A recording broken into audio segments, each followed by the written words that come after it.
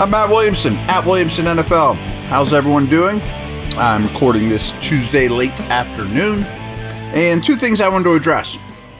I know there's been some rumors about Valdes-Scantling being signed. That's not official yet, and someone said maybe it's not till next week, so I'm not even going to go down that road at the moment. Doesn't do much for me anyway. But Tomlin's press conference was today, Tuesday, and got some good news. I mean, at least from my vantage point, in that I assumed, and maybe I that old stupid saying about, assume, blah, blah, blah, that Elliott's season was going to be over. Well, it doesn't look like they're even putting him on IR. Now, I think he'll be out for a little bit, but that's tremendous news. I just operate under the assumption of, man, he's done. What a bummer. I also thought Siamalu would be out a longer stretch. He's listed as questionable for this week, so he could be in the mix. He doesn't practice a lot during the week anyway. But let's start there. I just wanted to talk about the jumbo package, which we've seen Spencer Anderson obviously a part of, unless you've been living under a rock.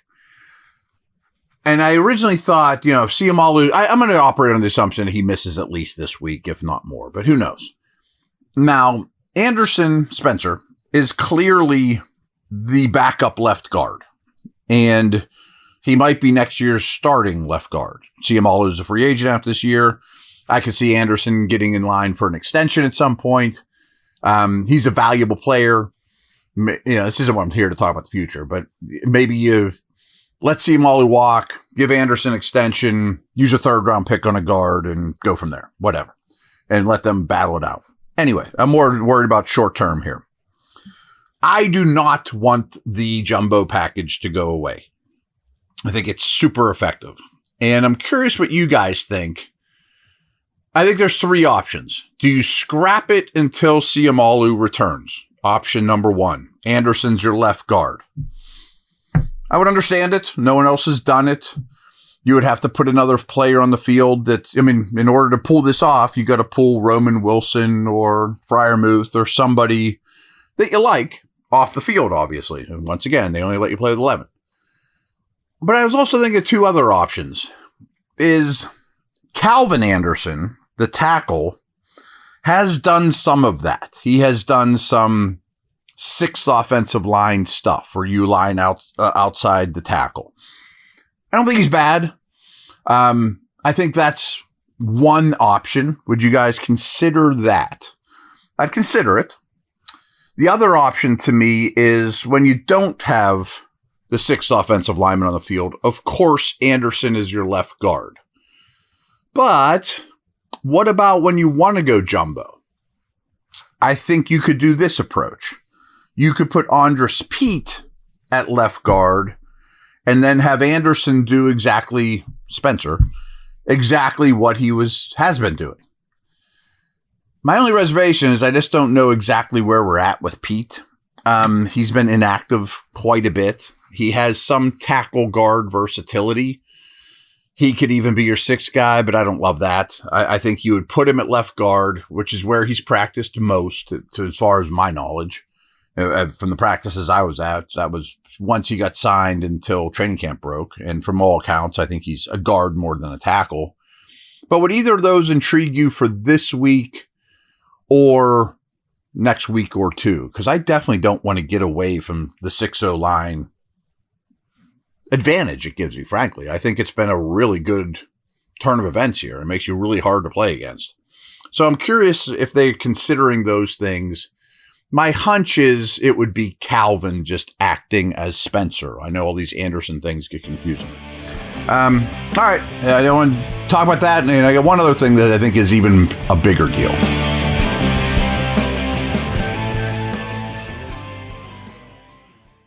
Football season's finally here. Time to check out the latest odds, futures, and win totals on the FanDuel Sportsbook. Think the Steelers are headed to the Super Bowl? Lock in your bets today. Whatever your game, FanDuel Sportsbook delivers the latest lines, futures, and specials. so you can join in on all the action. For those of you who are doing real work in construction, in a warehouse, if you're a mechanic, if you want reliable, comfortable gear to help you perform well on the job, Brunt Workwear's got you. They have waterproof boots, safety toe, soft toe, pull on, or lace up, whatever you need. You can wear them to work, and if they're not right for you, send them back. I don't know any other brand doing that. Brunt was tired of the workwear brands out there cutting corners. You work too hard to be stuck in uncomfortable boots that don't hold up. So they built something better. Boots that are insanely comfortable and built for any job site. And for a limited time, our listeners get $10 off.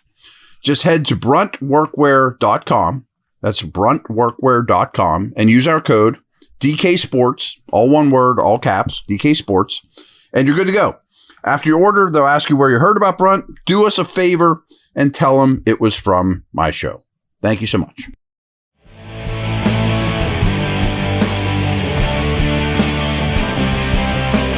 So I was thinking this again, that like Siamalu, I thought Elliott would be out for a very long stretch. And what do? I think this secondary situation is starting to get real sticky and real hairy. You know, that it's just not where you thought you were going to be. There's a lot of underperformers. And how do you get your best players on the field?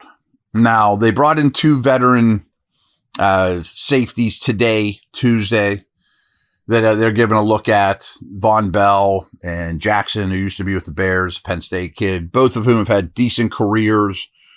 But like Clark or Peppers, there's a reason they're still out there. Again, if that happens, I'll comment on it as well. Clark's playing more and more, but there was a couple weeks ago that he was inactive, and I thought, boy, that's the week that Peppers is passing him on the depth chart, which I've expected every step of the way since they've signed Peppers. But he hasn't. He's only played like 13-ish snaps. Is he in the doghouse? Do they think Clark is better than Peppers? Again, I haven't seen a ton of Peppers like the Andres Peak conversation, but from what I know about both, I would much rather play Peppers, especially just from a speed and movement standpoint. Thornhill to me has been all over the place and certainly more of the problem than solution as a free safety.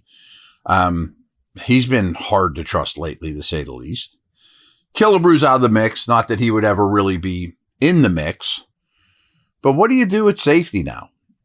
So I throw this at you. Do you make Ramsey a full-time free safety Minka type and just get really stable with that last layer defense single high guy?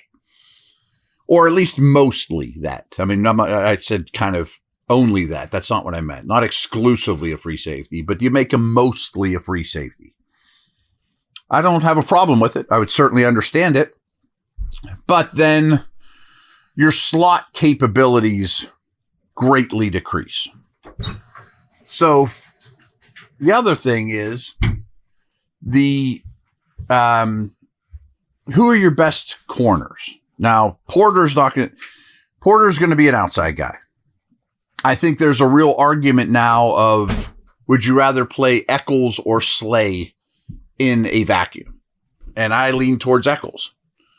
So your corners could be Porter and Eccles on the outside, and I would rather play Eccles on the outside than Ramsey.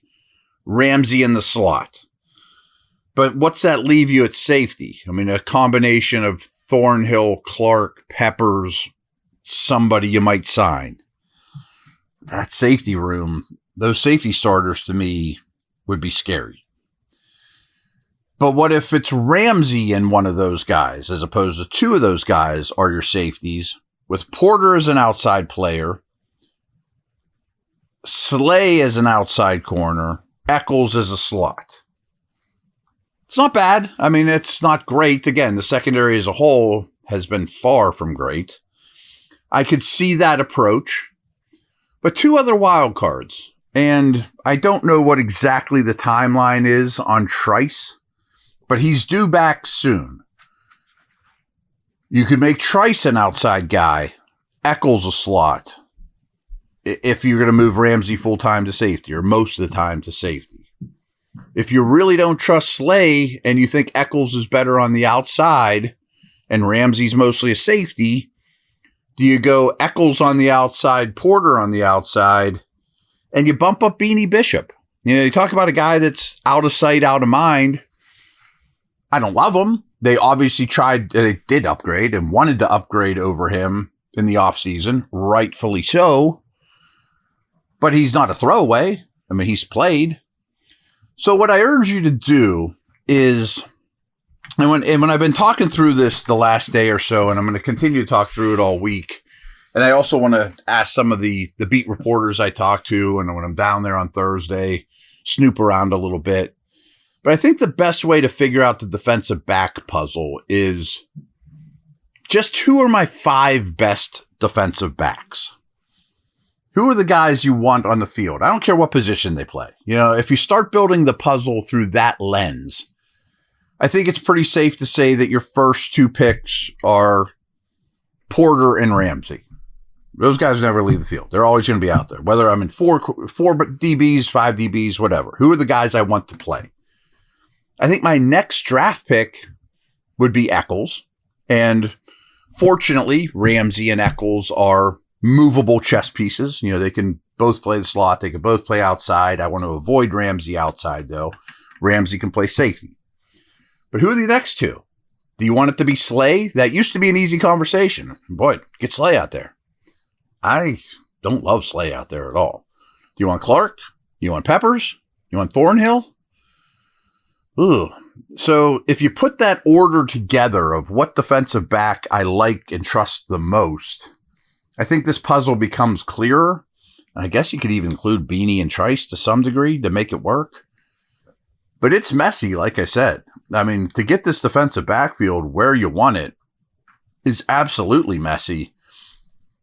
Thank goodness that Siamalu and especially Elliott, do not look like long-term season-ender type things.